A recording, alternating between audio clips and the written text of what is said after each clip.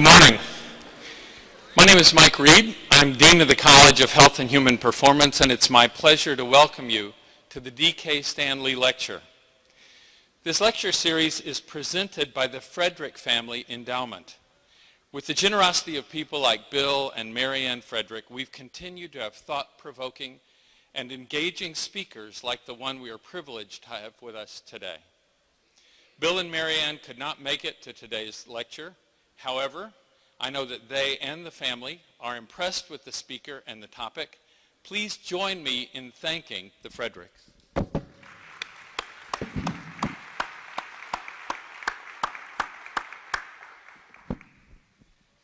I'd also like to thank the community for showing up for this important talk. We're especially grateful for several groups who've helped us promote our talk today. That includes Sheriff Sadie Darnell, who's with us today at the back of the room. Sheriff Darnell, thank you. And the Alachua County Sheriff's Office, Southern HIV and Alcohol Research Consortium, SHARC, which is a great friend to this college and to the investigators in HEB, and the following UF organizations: the Center for Addiction Research and Education, the Center for Behavioral and Economic Health Research, and the Government and Community Relations Office. Please join me in thanking these organizations.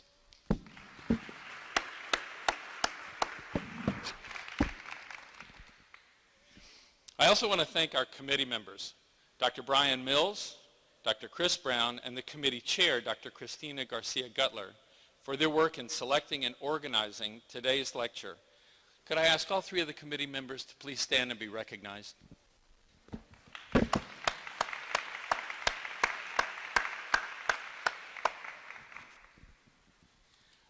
A brief history on this, a brief note on the history of this lecture series. So the Stanley Lecture is named in memory of Dennis K. Stanley, or Dutch as he preferred to be called. Dutch was our first dean, serving from 1946 to 1970, almost a quarter century, in a college that was at that time called Physical Education, Health, and Recreation, the first college of its kind in our country. Dean Stanley had the following quote from our archives. He said, "We must prepare ourselves with a toughness of mind and body.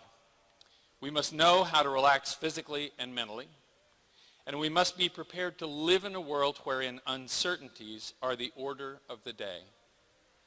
I think this lecture series in general, and the topic of today's talk in particular, are great tributes to our founding dean. Now I'd like to welcome Dr. Garcia-Gutler, faculty member in the Department of Health Education and Behavior, and chair of the D.K. Stanley Lecture Series, to introduce our 34th speaker in the series. Christina, please.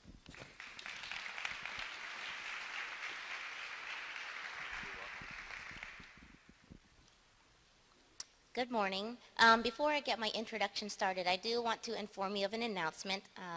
They are testing the foundation at the commuter lot, the parking lot. So there are 3 explosions planned between 10 and 12 p.m. So I want to let you know, if you hear a loud boom, it has nothing to do with our presentation, just some safety measures. So with that said, good morning. Thank you, Dean Reed. And on behalf of the D.K. Stanley Lecture Committee, including Delaney McNeil, Drs. Chris Brown, and Brian Mills, I'd like to thank you for joining us at this year's event, which is made possible, as Dean Reed said, by the Frederick Family Foundation. I'm thrilled to have Dr. Humphreys as this year's keynote speaker. Dr. Humphreys is currently a professor of psychiatry at Stanford University and was appointed the Esser Ting Memorial Professor in 2017. This Esser Ting Memorial Professorship was established by Dr. George Ting and the Esser Ting Foundation Fund, which was named for Dr. Ting's daughter, who died at age 18 due to complications from addiction. This endowment supports efforts to increase understanding and treatment of addiction, particularly among adolescents. In addition to serving as Esser Ting Memorial Professor, Dr. Humphreys served as a drug policy advisor during the Bush and Obama administrations, and currently advises many state and national governments on how scientific evidence can improve treatments and public policies affecting addiction, mental illness, and psychiatric disorders. Dr. Humphreys has published in academic journals such as Lancet, JAMA, British American Journal, as well as in mass media outlets such as the Washington Post, New York Times, American Prospect, and Wall Street Journal. His work has been cited over 12,000 times. As you can see, Dr. Humphreys has come an incredibly long way since his time of flipping burgers for a Wendy's restaurant during his early undergraduate years at Michigan State University. Today, he'll be speaking to us about effective strategies for responding to the opioid crisis. Please give a warm Gator welcome to our D.K. Stanley Lecture keynote speaker, Dr. Keith Humphreys.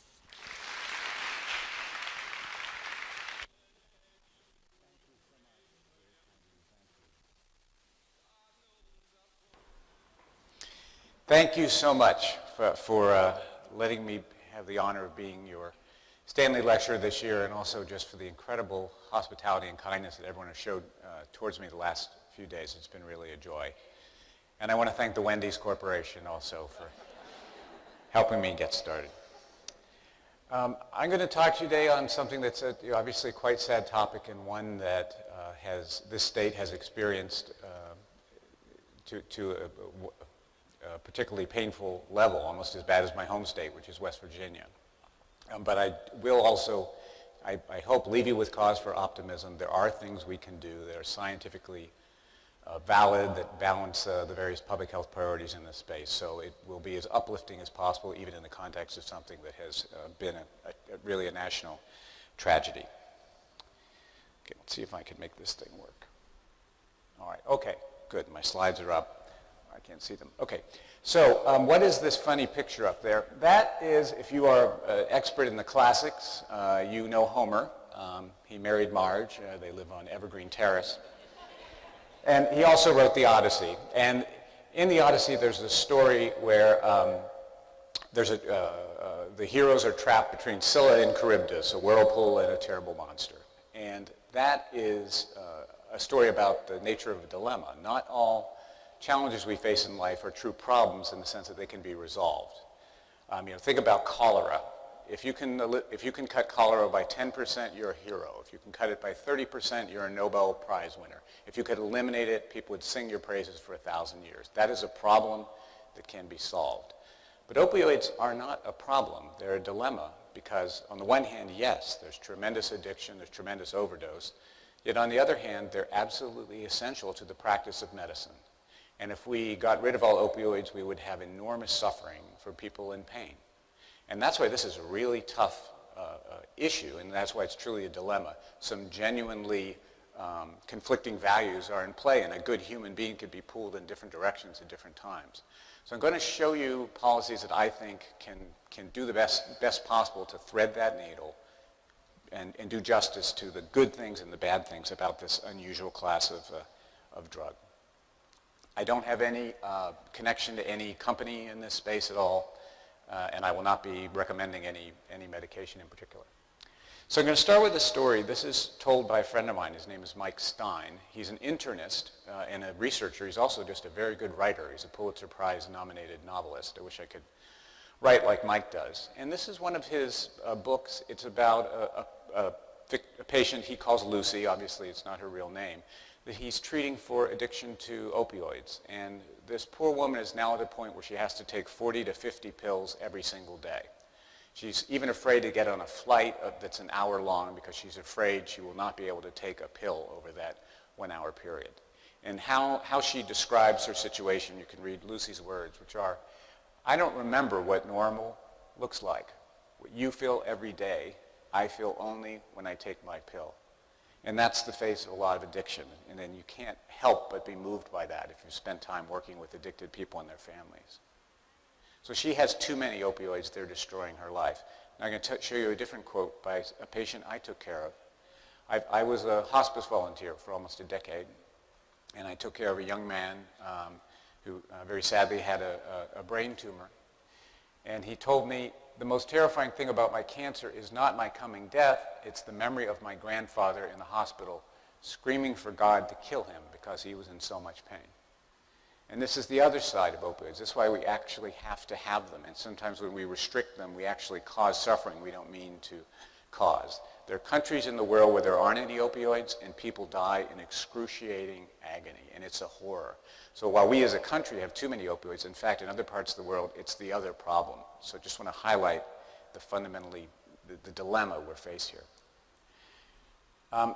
We are way out there on the opioid curve. So as mentioned, I write for Washington Post every couple weeks, and one of the things I wrote about was just how much opioids does the United States consume per capita? And this is every single country of the top, just the top 25 countries actually. But you can see us there at the bottom. We are way, way, way out on the curve. For every one pill they write in Japan per capita, we give out 35 pills. Compared to European countries, it's about 6 times per capita. Even countries that have similar pain profiles to us, like Italy and France, we prescribe many, many more opioids. So that clearly is in the soup of this. I mean, this was an incredible expansion, a fourfold increase in prescribing, and we got out of step with the rest of the world.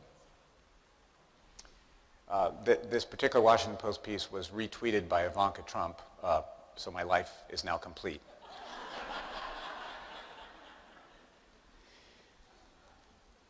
After that first wave of prescription opioid pills, we got a second wave of heroin as people transitioned from pills to heroin. In fact, heroin marketers, if you want to read a really good book about the opioid crisis, it's called Dreamland by Sam Quinones.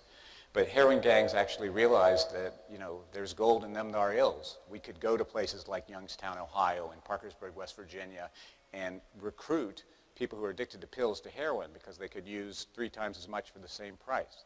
And they were successful in doing that. That revived heroin markets in a lot of the country, and then we had people now going directly to heroin without first going through pills. Then on top of that, powerful opioid analogs, which are called fentanyls, entered into the heroin supply. And that turned a disaster into really a once-in-a-century catastrophe. And you can see that in this chart. If you look at the death rate for completely synthetic drugs, it's barely even a curve. It's actually going up almost straight. Fentanyl was invented about 50 years ago. It took 49 years to get to the point that 10,000 people died of fentanyl in this country. To get to the point where 20,000 people died took another 12 months. That's how fast this has changed. So we have all 3 of these problems on top of each other. People are still getting addicted to prescription pills, some to heroin, some to fentanyl, and then some to combinations thereof. It's important to remember something that isn't attended to a lot. This is not just a single pharmaceutical involvement here. There's also another medication which is called benzodiazepines. These are anti-anxiety medications like Xanax and Ativan. They have increased in prescribing just as much as opioids. This is some work done led by my colleague Eric Sun. A third of these opioid overdoses are in fact benzodiazepine opioid overdoses because the 2 drugs accentuate each other's effectiveness. A lot of them are also benzo-opioid alcohol overdoses. So we're going to focus on opioids, but at the same time we have to remember it isn't just this one pill, it's a combination that actually kills quite a few people. So now I'll tell you a story about Washington. So I worked, as was mentioned, I was a senior policy advisor in what's called the White House Office of National Drug Control Policy for the first year of the Obama administration. I had this very interesting day. I flew down to Atlanta in the morning to the Centers for Disease Control, and I met with Dr. Tom Frieden, who was the head of the CDC. And he said, you guys in the White House need to start using the word epidemic. You need to get the president to use the word epidemic. That's what this is. That's the language we apply when this many people are dying and it's spreading really rapidly. So, okay, I'm thinking about that. I get on a plane, I fly up to Washington, and we go over to Capitol Hill for a meeting with the staff of Senator Herb Kohl of Wisconsin. And the senator is very upset because he's getting complaints from his constituents that their moms and dads are in rural nursing homes in Wisconsin, and when they're in pain all night, no one's allowed to give them an opioid because the rules have become more restrictive and they have to wait for the doctor to show up in person in the morning. And of course, every rural nursing home in Wisconsin is not going to have a doctor on staff 24 hours a day. So they're mad about not enough opioids. Now you could say, who's the good person, who's a bad person? Is Dr. Frieden a good person and Senator Kohl's a bad person, or is Dr. Kohl the good person? Who's smart, who's not? The thing is, they're both good people. They're both smart people. What they're saying is completely true. And I felt this very keenly any time we engaged this issue, that I was listening to lots of good people argue with each other, all trying to do the right thing and just realizing how hard it was. Every time, I had this meeting like 10,000 times when I was in Washington. So someone on the drug control side would say, you know, the more of these pills that are available, the more people who get addicted, the more get overdose. And that's true, but then someone on the other side would say, but guess what? The more you restrict these pills, the more people in pain can't get any relief, and that's inhumane. And yeah, there's some corporate interests involved, and yes, there's some institutional interests involved, but there's also just there were still very good people on both sides trying to deal with this agonizing problem. So I spent a lot of time thinking, is there any way we can, you know, have our cake and eat it too, if that's the right metaphor? And I'll tell you about some of those policies. Oh, excuse me, I forgot to put on this one slide. This just underscores something very important about drug policy, in fact, public policy in general. Science really matters, but also we just have to make hard choices about what it is we care about. And we don't have the option to make a perfect world. That's not given to us. We have to do the best we can. And I bring that up with drugs. Take a look at the picture. You see all that money and those guns. We've all seen photos like that. That's from a house in Mexico that was busted by the police. It's very easy to tell what business the people who ran that house were in, right? And so you could look at that, and many people do, and say, well, that's what happens when you make a drug illegal. You know, you're going to have criminals making a lot of money. They're violent. We should just legalize it. And then drugs will be sold by decent, upright corporate citizens who will be easy to regulate and will always do the right thing. The other half of the picture are the executives of all the American tobacco companies standing up in front of Congress under oath saying that cigarettes are not addictive. Their product kills 7 million human beings a year. It's all legal, right? And I bring this up to my students who often come in with the simple idea that, you know, if we just legalized everything, it would be fine, to say, actually, we've legalized tobacco, alcohol, and pharmaceuticals, and those three things kill about 600,000 people a year. Life is complicated. Both these things are bad, but there's just a fundamental choice here. So no matter what you do, and no matter even the things I propose to try to thread the needle, there's still going to be these choice points where you're going to think, well, in that particular case, I would care more about pain relief than I would about, you know, next opioids. And that part, no one can evade. That's just the thing we have to grapple with as human beings and as citizens. So here are the policies I'm going to talk about. Read these out. And I'll go into one of these in detail, but just give you the high level. So parity enforcement, that's about insurance and Medicaid expansion. Prescription monitoring and lock-in, what I call bad apples law enforcement. Making prescription recycling a cultural norm. Expanding access to Naloxone, which is a rescue drug I'll tell you about. Changing how doctors practice and other prescribers practice. And then last, restraining the influence of the pharmaceutical industry. So I'll do these one at a time. So first, parity enforcement and Medicaid expansion.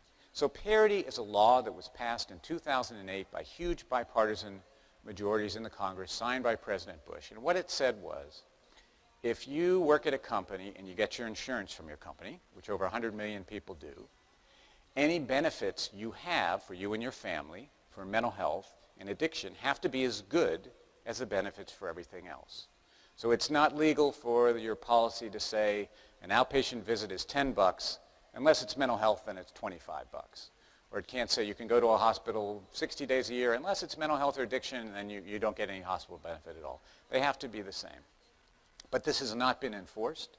A lot of companies have evaded it. A lot of companies have been caught evading it. And various state attorney generals have had to sue companies and make them, you know, basically give families the insurance benefits that they are supposed to have.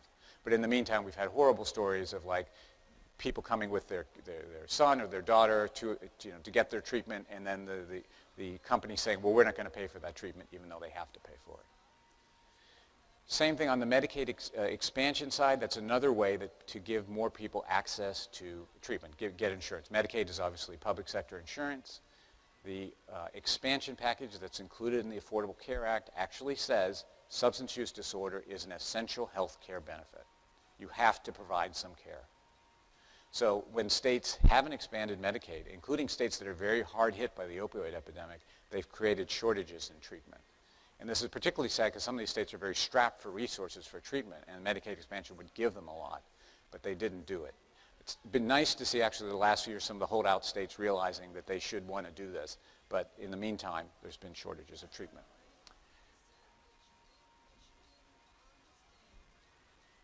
Okay, the second thing is prescription monitoring and lock-in.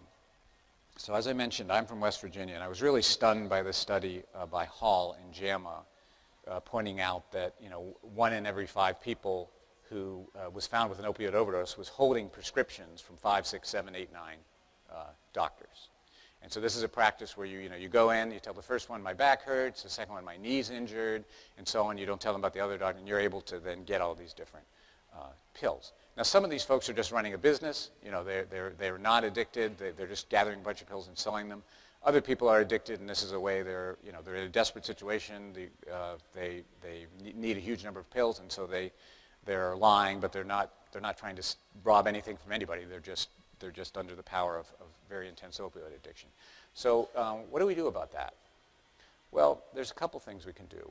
We can monitor prescriptions. You guys have a prescription monitoring program. It was started not too long ago. Now every single state does. And that's a database, basically, so that you can tell who exactly is on what. And you being the prescriber, or it might be the pharmacist. And that can be very useful. So I come in and say, yeah, I'm on a construction site. I fell. My back's really killing me. And then my doctor can say, Keith, you're getting opioids from 6 other physicians in town and a dentist. I'm not going to write you that. In fact, I'd like to talk to you about addiction treatment, because that's what really we should be talking about.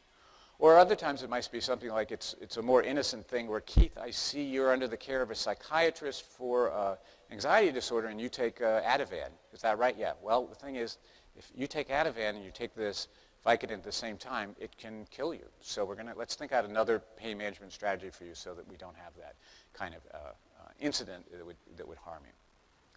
So, these are varying in quality when you go around the country. Some of them are fantastic. They're instantaneous. You get the information right away. In other states, they're almost worse than nothing. Very few people participate in them. I think there was one state that still had a fax machine, which I didn't even know still existed. But, and you find out a month later you shouldn't have made that prescription and so on. They're getting better, but they need to get a lot better. And this is a place where going around the country, I found when I work with state legislatures, it's a good chance for law enforcement and health professionals to work together. So when you have this is how we set it up in West Virginia. So people from different viewpoints are looking at a case. So somebody who's a police officer may not know, well, this doctor is palliative care, hospice. They're going to prescribe epic quantities of opioids because that's what you do when you take care of people with terminal bone cancer. But the police will know, wait a minute, I know that town, it's pretty small, it has 500 people in it, and those are 10,000 prescriptions, and there's no way on earth this could possibly be legitimate. I know he's your colleague, this makes you uncomfortable, but we need to investigate this person further.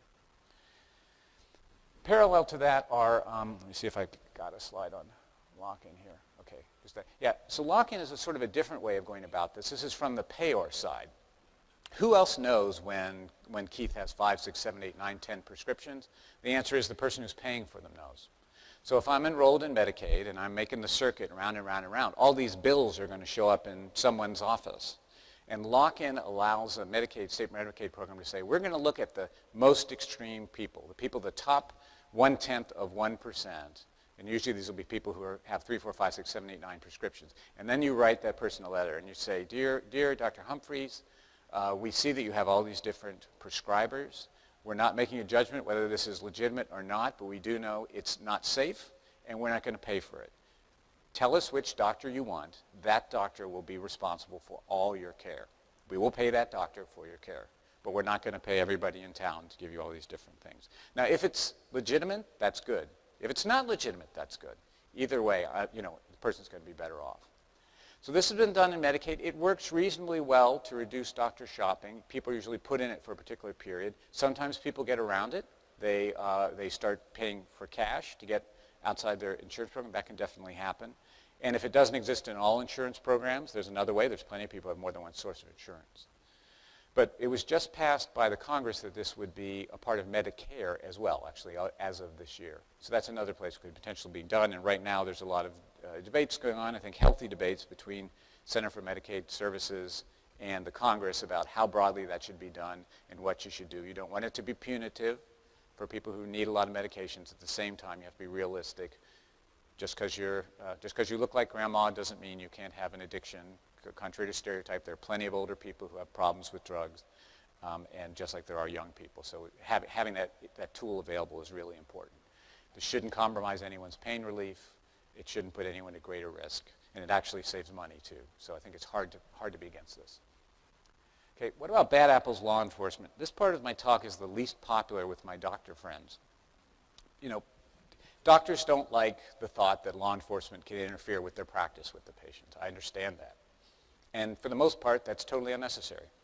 I do divide physicians into three groups. There are the biggest group, thank God, way the biggest group, are good doctors who do the right thing. They need to be left alone to practice medicine with their patients. Great. The second biggest group of doctors are good doctors, but they do the wrong thing. They're not poorly motivated. They just have, maybe they've been told by a drug rep that this, don't worry, you can prescribe this more and more. A person won't get addicted. Maybe they don't know what addiction is. Maybe they don't know adult doctor shopping. What they need is education, support, better information so that they can practice in a way that is consistent with their values and be really good doctors. The last group of doctors is thankfully very, very small, but they are not good doctors. They are not good people. They are people who have just happen to have an MD.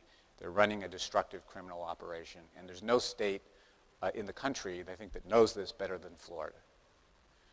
When I was in the ONDCP, we used to get a list of the top OxyContin prescribers in the country, individual doctors, and something like 98 out of 100 were in South Florida. I was just in South Florida. It's just not that painful to live in South Florida. It's actually a beautiful place. And a lot of what these folks were doing was they were running pill mills. And they helped feed an epidemic that actually covered the whole Southeast. These are some of the ads. I would say this sometimes to physician friends in California, and they say, I can't believe that. And I'm like, oh, no, this is real. This is actually out of the back of a free Florida paper, but the kind of things they said. No pills, no pay, cash-only business, don't need any ID. In West Virginia, they have an expression called the OxyContin Express, and it referred to the Southwest Airlines flight that went from Charleston down to Miami. And what that was it was how they fed a lot of the West Virginia epidemic. And I was talking to a friend of mine in the state legislature, and he said he didn't quite believe this until he got on that flight himself to go on a vacation, and he saw that people didn't have luggage. They had garbage bags.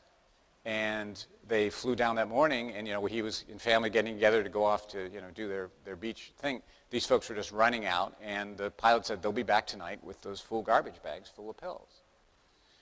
So in that situation, if this is really no longer a medical thing, it would be send someone like me in their pill mill and just give a little half-hour continuing education workshop just to get everything all tightened up, right? This is criminal behavior. And the fact that people have a medical degree is really irrelevant. Again, this is a very, very small number of physicians. It's not even 1% of physicians, but this is where you really just have to have law enforcement. There's no other solution here. They should not have a license to practice medicine. What was your experience? So here's the data. You had a pain clinic law. To me, these all seem very modest things. You have to register a pain clinic. You can't be a felon. It can't be a cash-only business. You have to check identification. None of this seems to me particularly draconian. You couldn't run the same dispense and prescription kind of operations. You build a PDMP. In some cases, there just had to be raids. And this, broadly speaking, worked. I mean, you did have huge increases in overdose in the state, and then a drop in the years after these actions were taken. Now, I'll say a couple of caveats about all that. First, the evaluations that were published of that, they did show the drop in overdose, that's great, but there was no data on pain relief. Even in the most skeezy kind of clinic, it is entirely possible there are legitimate pain patients who could not get access, and that's a bad thing. And we don't know to the extent that happened. Second thing is that heroin markets were not mature at the time that this was all done. This was now about 7 or 8 years ago. If you did the precise same thing today in exactly the same way, it is possible overdose deaths would go up because people addicted to pain medication have another option. They've got a heroin market. So you have to do this much more carefully, much more intelligently. You'd want to have treatment people involved. When you make the bust, you want to have people instantly, connected to services because they have another place to go, and they will die out there. And how it's done is important as what is done. It's amazing. I work with a lot of DEA agents over the years. There's the good ones who understand that when they go into a doctor's office, it's a fellow professional, generally a well-intended person. But there's a small proportion who I think watched too many cop shows when they were kids. Want to kick down the door, let me see this. They're intentionally intimidating and all that. And that actually is really unfair to good, hard-working physicians who are just trying to take care of their patients. If someone's a criminal, by all means, I'm not asking you to be polite to him, but just to still realize overwhelmingly when you visit a physician's office, that's going to be that first class of person, a good person who's doing the right thing. Oh dear. There we go. Okay, now recycling. We have an enormous reservoir of pills in this country. Surgery alone, just one procedure, is estimated to generate about 3.3 billion extra pills a year. Most prescriptions are not full. So what that means is the American medicine cabinet, after years and years of high prescribing, is just crammed with all kinds of opioids. It's very common. In fact, practically speaking, if you do nothing else, if you have kids particularly, and if you please go home tonight and see if you forgot about that Vicodin, that OxyContin, and get rid of it, or I actually have some left over from an injury, it's locked in the safe. Okay, this is where a lot of people get access to pills. And when SAMHSA, which is a federal agency, surveys users, one of those commonest things they say is, I get my pills from families and friends. And that can be fishing them out of the cabinet. It could be an entrepreneurial teenager who realizes these things have value and they want to sell them at school. Or they want to have a party with their friends and it's sort of, you're the one who brings the opioids, all that sort of thing. So how do you get rid of all that? Well, one way to do it is try to engage the country in the act of recycling. And what that would mean is that we would not just save these things ourselves, just like we don't save old cans and newspapers and things like that. There's a cycle where you give them back. Now, recycling it's interesting depending how old you are, you will remember this. I did recycling very, very early. I worked in a nonprofit, went around, collected newspapers and bottles and separated them into green and blue and clear and broke them and all that stuff. And it was very weird, and you had to explain to people in your house, why do you want my newspaper? It's like, well, we're going to recycle. What is that called? It was very, very strange. And I remember one day at a shopping mall, we stood and separated all this glass, and all these people came by and took photos, and just like, who are these people? Is it some cult or something? But now you recycle every day, and you do not think about it. And so do I. In fact, I barely have the educational background to recycle anymore because there's like 7 different types of recycling, and I come out to like compostable, non-paper, food covered, and all that. But we just do it. And we don't expect to be rewarded for it. It's just you take a can, you throw it in the recycler. So we need to get to the point from where recycling your prescription opioids would be a weird, strange thing. People say, why would you do that? When in fact it just became this normative thing. Oh, everybody recycles opioids. Why would you leave opioids around the house? So it's legal now to do this. We have more and more drop-off sites. It used to be strange, as I said, with bottles and cans, and now it's not strange anymore. But we have to get people to do it. And the latest audit by the GAO showed that of all the places that have the right to do this, only about 1 in 40 is doing it. And you can see why. I mean, if you're running a pharmacy, like CVS is doing it. Good job, CVS. They've opened up more of these. But, that is some labor for the pharmacy. You have to have a special safe that these go into. You have to train your staff. You have to make sure that they are destroyed and documented that they are destroyed. And that takes money. And I think so we may need to source some money for that. One proposal that I frankly like is having a deposit or credit charged to the companies when they give you the opioid. So maybe when you bring your bottle of OxyContin back with here are the half I didn't take, there's a funding to say, okay, you get $5 off anything in the CVS store. And I don't think we would have to do that forever. It used to be, bottles used to get a dime each or a nickel each. In a lot of states now you get nothing. But to just generate that habit, we may need to make that investment. But that would be a terrific thing that we could all be engaged in. We don't leave these things around any more than you would leave an unlocked gun around your house. You shouldn't leave an unlocked bottle of pills because you never know what's going to happen.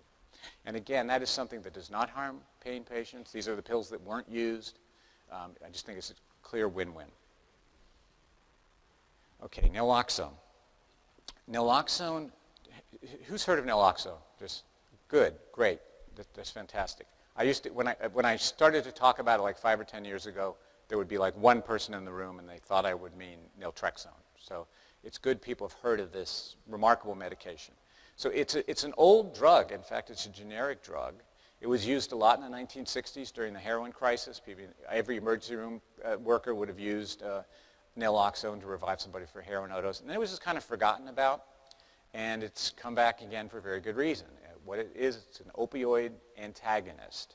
Okay, so what that means is when you take an opioid, it binds to a particular receptor in your brain, and that's what suppresses your breathing. Naloxone can basically kick the opioid right out of that slot and brings the person back, in fact, sometimes extremely suddenly. With more powerful opioids, sometimes you need more than one dose, that's true, but nonetheless, this is a huge opportunity to save somebody's life. I mean, the reality for lots of people, like again, I'll just say where I'm from in West Virginia, police officer finds somebody, a highway patrol officer, at a rest stop, the nearest hospital is an hour away. Naloxone is the difference between life and death for that person. They're still addicted. It's not a cure for addiction. They can fall back into overdose too, but it gives you that moment. The breathing has started, they're not going to take any more brain damage, you can get them to health care. So a lot of us have been working to get this out to people. And again, this is another thing, doesn't hurt pain patients in the slightest. In fact, a lot of pain patients could benefit from having naloxone. If you're being treated, you're in a really high dose, having naloxone in the home in case you have an accidental overdose and someone there to take care of you, that's only a good thing. So there was a lot of work to be done doing this because normally, you can't carry medications around. It's not legal to do that. And there's lots of liability if all of us started administering medications when we're not medically trained. So the kinds of changes we've needed to the law are around liability. So a firefighter, police officer, teacher, librarian. There's people who use in libraries and pass out. Family members and users themselves being able to administer this without worrying there'll be a criminal charge against you for practicing medicine without a license if you administer naloxone. As well as been a lot of efforts just to get more people to carry it, first responders to carry it, but also distributing it in the communities. This chart is, I'm happy to say, always out of date because this area is changing so fast. So don't worry about the specifics state by state. You already are in pretty good shape there, Florida up in the southeast. But these are the types of naloxone laws in which states have had them. I used to try to keep this up to date, but it's impossible. This is only a couple years old from the White House. But almost every state now has made some moves in getting naloxone out there. And they vary in how they've done it. Some they restricted to first responders. Some couple it with what's called a Good Samaritan law, and that means like, my friend and I are using drugs together, and then he or she passes out, and I want to call an ambulance, but I'm afraid we'll both get arrested. And so it says, okay, no, in an emergency, life-threatening, make the call, and we will not arrest you. We will save your friend's life. So those types of laws. But anyway, that's become more and more common, and thousands and thousands and thousands of people have had overdoses reversed because of naloxone. And it costs, it's a super cheap drug. So there should be no problem with us paying for this, given the value of saving a life. It's hard to show that stuff like this works. Community-based things, you can't really run a randomized trial. It wouldn't be particularly ethical to say, you guys are addicted to heroin, I'm not going to give you this medication, and you are, and I'll give it to you, and we'll count who dies in each group. So there's always going to be some doubt, and I understand that. But this is probably as good a job as you can do. This is done by Alex Wally, who's a physician in Boston.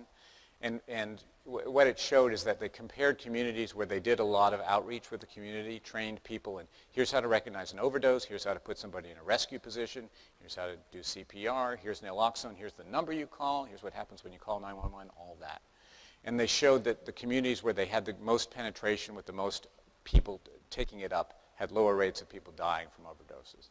That's probably about as rigorous as we're ever going to get on this, like I said, because we can't do a trial. But this is encouraging. That's what the lower lines are, communities with more successful distribution having lower deaths.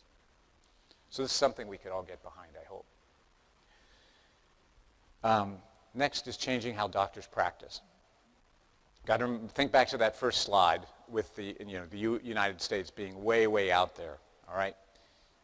People in pain deserve to have good pain medication. People in hospice deserve to have opioids. All that absolutely is non-negotiable. At the same time, we have no less pain than we had in the 1990s, and opioid prescribing has gone up 400%. So you can't tell me there isn't some slack in the system when we're so far out. We could prescribe many fewer opioids and make people better off, particularly what they call new starts.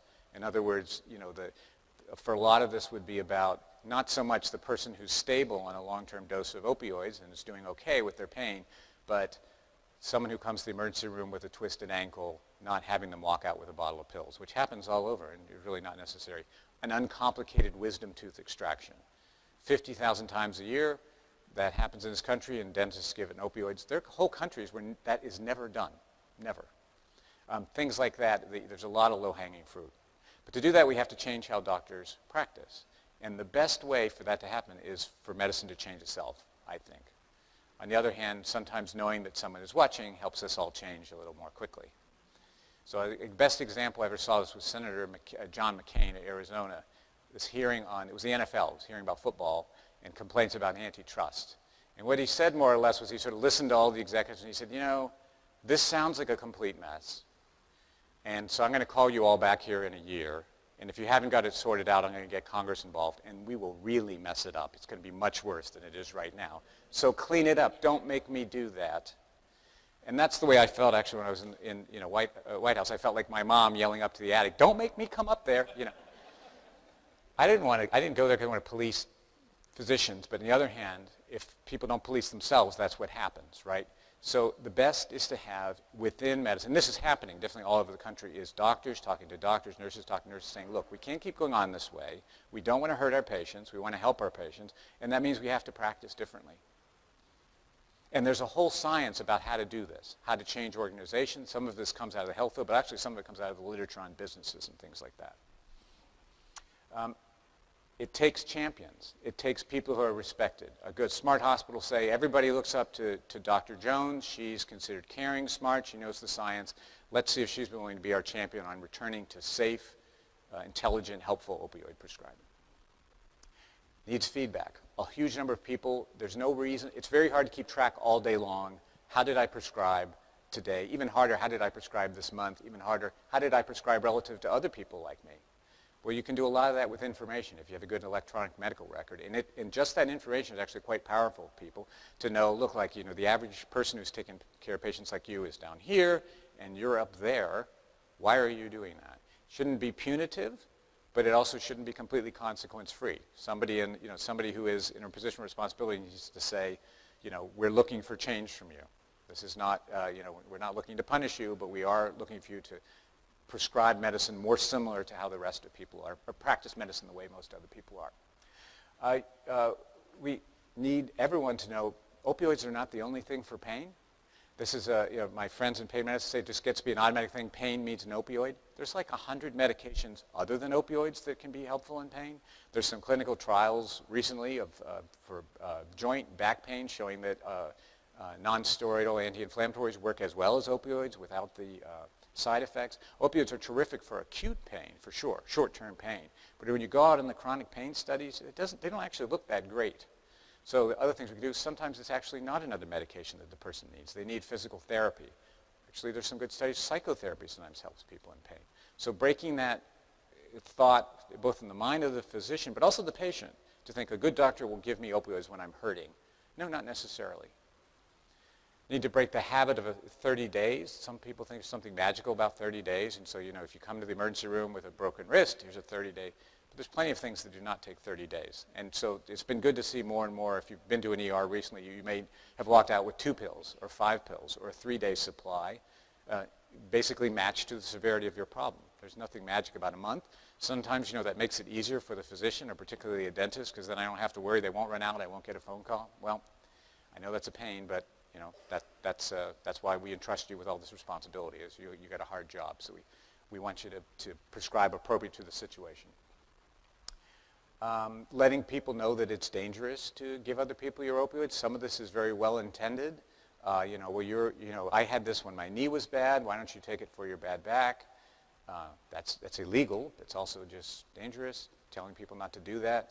I have a friend in pediatrics who said he thinks about opioids like he does a firearm. He asked, do you have kids? Do you lock up your firearm? Yes, of course you do. You're going to have these opioids. Are you going to lock them up? No. Well, you should. You wouldn't leave a gun out for your kids? Don't leave this out. And then we need to do a lot more in teaching docs, nurses, psychologists, psychiatrists to learn how to recognize addiction. A huge number of them do not know this. They don't get the training. I used to say at Stanford, I can assure you all the training is bad because I do it myself. All But it was so little. I would see the pre-med students, I had a 2-hour lecture, that was it, you know. And so it's good to see medical schools realizing, like, look, this, you know, just tobacco, alcohol, opioids together is accounting for, you know, like 1/4 of all mortality. Surely all docs should be able to recognize when someone has a problem and intervene in a productive way. Not punitive, not hostile, not get out of my office, you're trying to con me, but, you know, help them. And that requires an investment in, you know, in resources, but also importantly, it requires a mentality change in places, you know, like med schools, like I work, like you have, like I have, to realize this is part of the job of being a doctor and a nurse and a psychologist. It just is. You can't, sometimes people tell me, I don't want to treat addicted patients. And I say, you know, you don't have that choice. If you provide health care, you will treat addicted patients. You can pretend you're not treating them, but believe me, they're there. You're much better off if you know how to identify and how to intervene effectively. Believe me, you'll be a better doctor in the end, and you'll be glad. The VA, of which I'm proud to be a part, has done quite a bit on this, an opioid safety initiative. I won't go through every point of this, but it is one example of how you can do this sort of thing, supplemented with really good electronic medical records so you can keep all your data together and everybody can watch how you're doing as an organization. Other organizations have been doing this too, Kaiser Group Health and so on. This is entirely doable. You know, medical organizations change their practices all the time. We know that because they adopt new technologies. So just as we're able to, when a new medication that comes out that's fantastic or some piece of medical equipment, reorganize people around, give them the information, the knowledge, the motives, the teamwork to use it, we can do this the other way and say, let's do all this to just go back to prescribing in a safe and sensible way. And there's good evidence when you do this, you do reduce opioid prescriptions and also dangerous co-prescriptions like opioids and benzodiazepines. Last thing is, what about the influence of the pharmaceutical industry? And to be clear, I'm speaking for myself, not officially for Stanford or the VA. This is my opinion. The pharmaceutical industry has too much influence on how medicine is practiced. So I feel, when I read papers, and there's been some, you know, really disturbing things of like a medical school finding out that an opioid manufacturer was funding their pain course, and it included content endorsing their products, and neither the students nor the faculty were told that, I feel furious. That's just, to me, outright corruption, and it results in people being harmed. That should just not be possible. That should never happen. Sure, pharmaceutical industry, you know, they can donate to medical education, but it has to go in a fund that they have zero control over. And the people who actually understand healthcare should be in control of that. I mean, you know, the pharmaceutical industry does a lot of terrific things. They've saved zillions of lives. I'm grateful to them. But at the same time, they are the force, particularly, you know, that went into doctors' offices and told people you can prescribe more and more of these things, don't worry about going too high. And that was wrong. And they shouldn't be allowed to do that. And we need to have restraints on that. I think we need to have restraints on advertising. That's very hard to do in the United States. Our law tends to look at advertising as a form of free speech. That is why we're one of only 2 countries on earth when you turn on the TV, you see ads for drugs. I don't see why it has to be that way. I think it's great we've got all these drugs, but I don't know that it's good for us to watch the evening news and just be bombarded over and over with the message, whatever your problem is, ask your doctor about a pill. Whatever your problem is, ask your doctor about a pill. Get more pills. It's not going to, pills for everything. I don't think that's good for any of us. And I would like to see that restricted. I don't think that hurts anybody. Maybe it hurts if you own stock in a pharma. But beyond that, I think the gain to public health would be very good. And restoring the trust in medicine would also be very good, because medicine's taken a big hit reputationally, and it deserves it. It's part of this problem, right? And but part of recovering from that is being honest about the potential influence of money, and it's really enormous. I know I have beloved physician friends who I know are very honest people, and they say those visits from the detailers and the gifts have no influence on my prescribing, and I believe that they believe that. But I know that they're wrong because the companies know exactly how much everybody prescribes, and they can see what works. That's why they do it. They're not spending that money for charity. They're spending it to push their products. So that's part of the puzzle here, of how do you allow, it's great to have a pharmaceutical industry. We want to have that. But how do you do that in a way that does not end up with the dollars basically sacrificing our health, which is what has happened with opioids. And I'm worried about the international situation. I'm not the only ones. What happened with the tobacco industry Developed countries, Europe and the United States, we started to restrict what they could do, and they went to Africa and Asia to apply their wares. So this could potentially happen with the opioid industry. This is a letter written by 8 members of Congress to the World Health Organization Director General, warning them about American opioid companies, that a number of the ones that we are restricting and saying there's certain things you should not be able to do anymore, that there's been a lot of coverage in the press that in fact they are doing it. They're just doing it in the Philippines and Mexico and things like that, and asking WHO to take a stand against that. And I've said that as much myself, because the ability, if you can get a wealthy, powerful country to do what you want, it's 10 times easier to get lower resource countries to get what you want. And so this needs to be something we're all responsible for. And by the way, we still need to get more opioids into the developing world, but there's no reason those have to be expensive, branded, heavily promoted American companies' products. They could be, generic morphine distributed by the WHO to cancer patients. That would be fine. That way you wouldn't have profit tied up with health. But keep your eye on that space if you're interested in global health. Okay, so here are the policies I've talked about, and I'll just repeat what they were. Enforcing parity, that's the laws about health insurance. Making sure that companies actually give you and your family the insurance you're supposed to have and you're legally allowed to have. Having Medicaid expansion, which provides, again, more resources for addiction treatment. Monitoring prescriptions and having lock-in, so when people are doctor shopping, whether they're doing it out of pure criminality or out of desperation, that the healthcare system can make an intervention, stop that for the person's well-being and also for the well-being of anyone else. Bad apples law enforcement, a very small proportion of doctors actually we need a criminal justice approach to them. Making prescription recycling the norm, like it is for cans and bottles. Expanding access to Naloxone, that was the opioid rescue drug. As many people should have that as possible. If you love somebody who has an opioid problem, please get it. You can get it over the counter now in more and more states. It's really worth having. Changing how prescribing is, that's how we got into this situation. We need to be part of getting out of it. And last, restraining the influence of the pharmaceutical industry. They have a right to exist, but we also have to have more controls on what they do in promoting their products. Okay, I'll stop there. Thank you.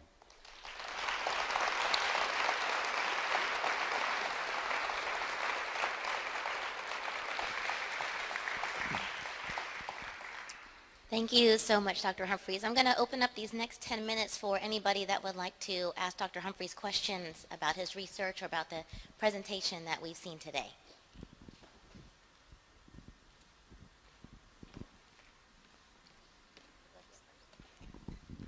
Hi, I'm actually a PhD student in forestry, so please bear with me because I know nothing about drugs really. But I did have a question. So Narcan is obviously an amazing drug, and it's obviously helped a lot of people recover from overdose. Have you seen or heard of any maybe research that's going out that strict drug abusers are actually abusing more drugs like fentanyl because they feel maybe invincible because they have something that can maybe bring them back from the dead?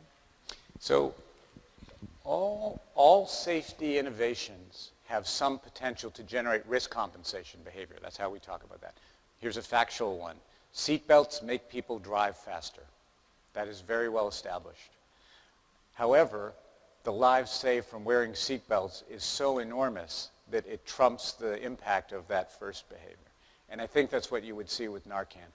I'm sure there are people who take risks they would not otherwise take, but the life saving on the other side is so huge that that's going to come out in the wash. And so I would still favor giving it out, even knowing that, yes, some people may try a drug combination they wouldn't otherwise try.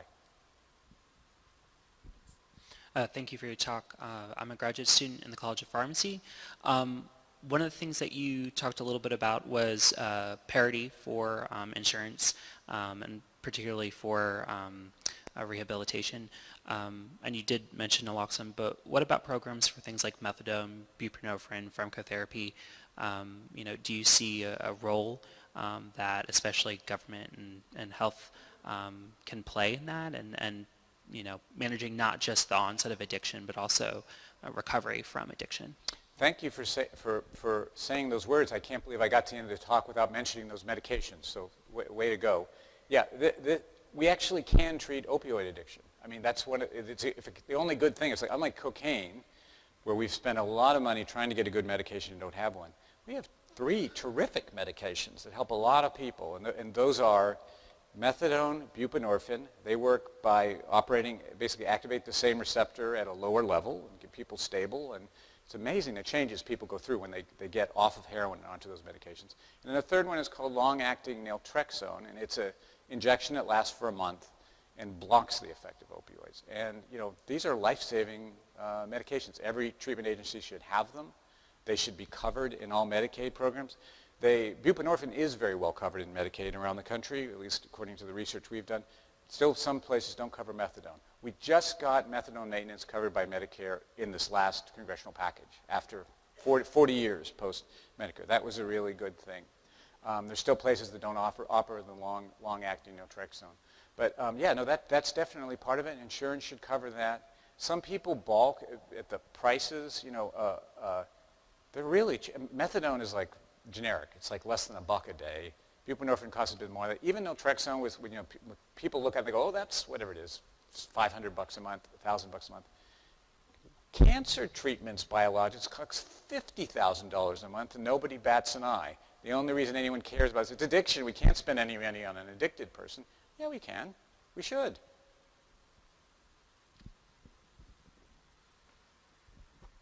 Hi, I'm an undergraduate student studying public health and psychology, and I'm understanding that in general what we're talking about in the room, we're touching on the subjects of harm reduction. So in light of expanding access to naloxone, how do you think, it's one thing to convince the society that harm reduction is a viable solution and possibility to battle the opioid crisis, but it's another thing to convince the establishment that this is a potential thing to do. So as someone who has been doing policy and things and the like, from a public health perspective, how can we convince the establishment or persuade them that harm reduction is a very good contender to fight the opioid crisis and maybe at a bigger picture, the war on drugs?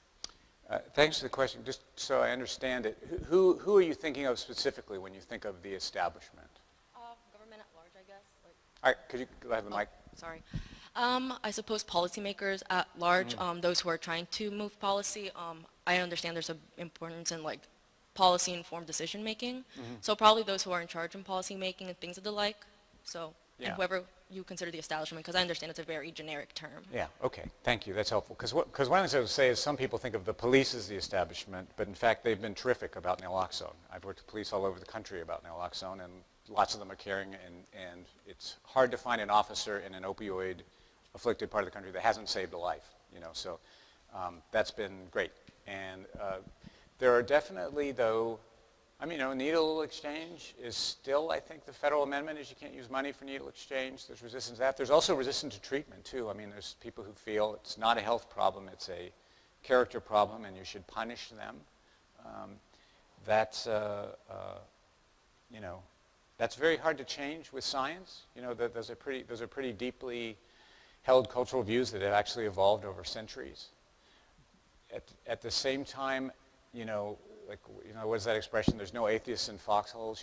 When enough people are dying, and it's worth considering, the rate of death is far worse than AIDS right now. It's far worse than the Vietnam War. More people every year dying of drug overdoses than died in all of Vietnam. You get a lot of people who suddenly realize that they may in fact like to do something about this. And I think I was impressed. I worked a lot with the House and the Senate on this big bill that passed. There were a huge number of people in both parties, in the North, the South, the East, the West, who were fighting for that bill. And sometimes they were fighting because of personal knowledge. I testified at a hearing where a really conservative member gave a quite moving speech about his friend who lost a daughter. Sometimes just because their constituents had come and talked to them. And that does make a difference to people, I think. That human connection to people they know. And it's not like a problem over a horizon that happens outside of my purview. It happens to my friends. It happens in good families. I remember something in good, families that you can't look at and say, well, of course, they, for a generation of criminals and they were always an awful family. And when people start to see, actually, no, this is pretty much everybody. The families you think of as the backbone of your community are dealing with this problem. That seems to have made it. That's a horrible way to have to make a difference. That much death would be required. But that has been the effect. Still, lots more work to do. to establish that basic principle that, we can do a lot from a health viewpoint. And by the way, I say that with no sympathy to drug traffickers. I know there are people who are just greedy, evil people, but there's this huge number of people who are not that. They're just suffering and suffering, and we can try to help them, should. Yeah.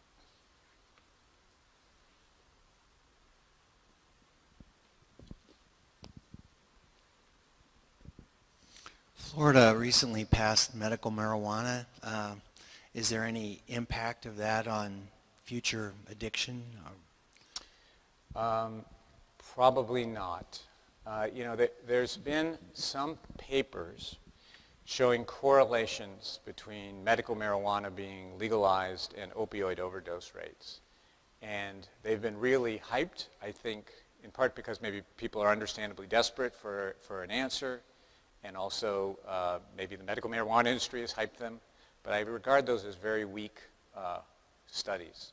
And I edited a journal called Addiction, and all of us as editors have signed a statement saying this. We think that it is a real premature conclusion and quite possibly wrong to think that expanding medical marijuana will in any way reduce the opioid epidemic. So I wouldn't count on help from that quarter, even though I think we should be studying the heck out of that plant. There's probably some useful medications in it. I'm not saying that, but just the Hail Mary scenario to me is just not plausible. Sorry, that's a depressing thing to say, but that's how I read the evidence at the moment. Yeah. Hello. Thank you again for your talk. So I had, I guess, two-part question. One is, are you familiar with Dr. Alexander's study in the whole rat park theory? Yeah, sure. I know Bruce well, actually. Yeah. So kind of with that in mind, a lot of people, I think, who are on the more hard side of, still punishing people who have addictions to things, they say that the idea of rat park and enriching communities is difficult because of the funding. And so I'm just wondering what some initiatives you see as feasible for people who are, invested in that idea, and kind of things that we can work towards and ways to fund enriching communities where the opioid epidemic has hit a little bit harder. Okay, thanks for the question. Let me just also explain what rat park was, just so it's not too cryptic what we're talking about. So this is a study done by Bruce Alexander showing that if you let rats have access to opioids, and you measure how much they use, and then you put them in a more fun setting where there's like a wheel they can run and water they can play in and other rats they can interact with, they use less. And the idea was that maybe if people had more joyful, positive experiences in life, drugs would be relatively less enforcing. I think that's almost certainly true from both common sense, but what we know from behavioral economics and that kind of thing. It is also true that even there are plenty of people who have very rich lives who get addicted to drugs. So it's not just that. There's still, anybody can get addicted and so on. But you can certainly imagine the following kind of causal pathway. Lots of drugs are available. That's where we are now with opioids. Certain regions of the country are hollowed out. Good jobs have disappeared, especially for people who didn't go to college. Young people move away. A lot of older people are alone a lot more of the time. Community organizations have declined. Church attendance has declined. Volunteering has declined. And so there's just less reward out there. And then in that same situation, the relative reward of a drug is more. Than it would be for me, who has this lucky life. I live in Palo Alto. There's reward all over. It's beautiful and all that. So it's plausible. I don't know if we could ever prove it, but it's plausible to me that if we did as much as we could to make, community life more enriching, there might be less addiction, at least among people who use drugs. Now, some of that is about money, for sure, but not all of it. A lot of what's declined are things that we all choose to do. We choose how many hours a day we decide to stare at our screens rather than go check in on our neighbors and ask for a cup of coffee. We choose whether or not we want to be involved in community organizations. I think we can all do that. And even if, let's say, it didn't affect drug use, I think it would be a gentler, more enjoyable life. So I'm willing to take that risk even if it didn't translate into that. There's a lot human beings can give each other. We evolved to love, we evolved to have connection, and there's just a lot less of that than there used to be. But that's not the government's job. I think we can all do that. Yeah. Okay, and we'll go ahead and just take 1 to 2 more questions. We have one over here. Hi, I'm a dental student, and I appreciate you mentioning that a lot of the times the professors will come in and do a presentation, and it's only an hour or two. For this topic, it's very important, especially for dental, medical, and all the other health professions. Do you know if there's any mandated movements being put forth so that it's included in requirements to graduate? Good question. There certainly have been people who proposed that. There's always tremendous resistance to mandates because you immediately get asked, so what are we not going to teach to make space for the addiction? So what's happened so far now has tended to be self-generated within medical schools and also national compacts. So like the White House got like 100 leading medical schools to all sign on to a public commitment that they would start teaching medical dental students about addiction, but those are not legally binding. And I doubt we'll ever get to that point. Maybe we should, but I kind of doubt that we will. But I'm just glad you're interested. I can say also there's a huge difference in generations. So we don't have a dental school, but I interact with the med students all the time. It's amazing how the students who are 25 look at this versus the docs who are 50. They have grown up in this, and they are way more interested in what is addiction and when is it dangerous to prescribe, and much more careful, far more likely to ask a question like you just asked than anybody ever raised 25 years ago. And that gives me some hope about the ability of fields to reform itself by sadder but wiser young people realizing this has got to change.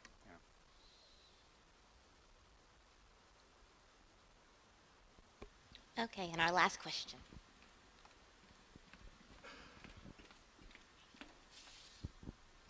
Hi, thank you for your talk again. I used to live in San Francisco where there's a big problem with specifically heroin and fentanyl, like you were mentioning, in the homeless population specifically. So I was kind of wondering how we could sort of start to fix that where people are getting these opioids not from a legal or a prescriptive perspective, since those kinds of things are already illegal. Yeah, well, it's a real challenge. I mean, Vancouver Canada has proposed giving out hydromorphone to, for example, homeless people who are addicted, or out of even dispensing machines and vending machines. But what I would caution, though, is that is how this started. So the supply originally came from branded, named products produced legally that are all marked, given out by highly trained professionals. So the odds that the solution is more of that, I think, are kind of low. There may be individual people that's what's done. There's some places, giving heroin maintenance, for example, for people that nothing else works for. But I want to learn the lesson that I think we should be learned is that it's not just about getting a legal opioid supply, because we did that to the max, and then we had all these problems. So, well, that's all, this period. Yeah. Thank you.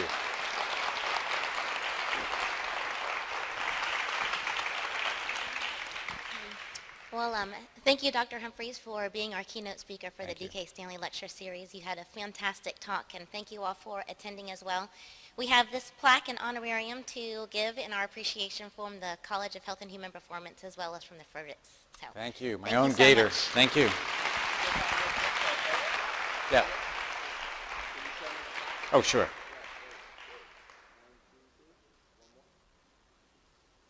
Thank you. Thanks. so much. Thank you. Yeah, very kind of you.